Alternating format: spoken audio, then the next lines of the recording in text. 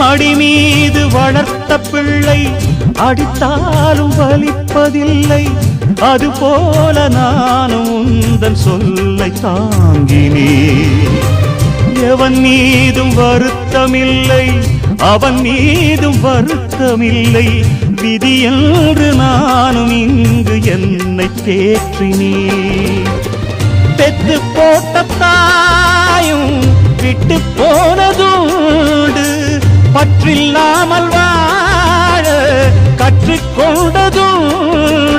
எத்தனையோ பட்சி வந்து தங்கி செல்லுது, அவை ஒன்றுக்கொன்று சொந்தம் என்றா சொல்லிக் கொள்ளுது. நான் பிறந்தது தனியா, மண்ணில் வளர்ந்தது தனியா, பிழைப்பது தனியா, உடல் உழைப்பது தனியா. இடையில் வந்தது இப்போது எங்கே? நான் சிரிச்சது தனியா, அழுதது தனியா.